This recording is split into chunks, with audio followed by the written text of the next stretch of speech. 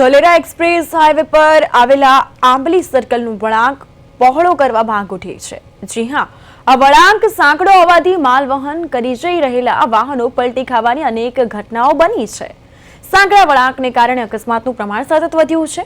વાહન ચાલકો આ વળાંક વાળો જે માર્ગ છે તે પહોળો કરવાની માંગ કરી રહ્યા છે। આ વળાંક પાસે 8 થી 9 ગાડીઓ પલટી મારી ગઈ અને અકસ્માતની ઘટનાઓ પણ સર્જાઈ ચૂકી છે, જેમાં હાલમાં જ એક જ દિવસમાં 2 અકસ્માત સર્જાયા હતા।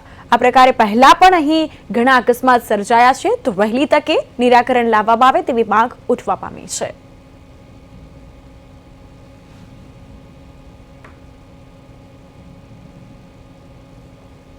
મારું નામ ચંદ્રેશ કેવલરમણી છે। મારે એક ખાસ નમ્ર વિનંતી છે, આ આંબળી ગામમાં જે આ ટર્નિંગ બાબતનું છે, આજથી 1 મહિના પહેલાં મારી એક ટ્રક આવીને સીધી અંદર રહી ગયેલી, જેનો ડ્રાઈવરનો પગ ભાંગી ગયેલો ને આ 1.5 મહિના પછી હાલ મારો બીજો બનાવ બનેલો છે। આ સર્કલ સાંકળું હોવાથી તો આગળ પણ હજી એક બીજો કલાક પહેલાં જ એક બીજી ગાડી પલટી મારી ગયેલી છે। આ અત્યારે હામાં કલાક પછી મારી ગાડીમાંથી માલ આખો ક્રોસ પડી ગયો છે।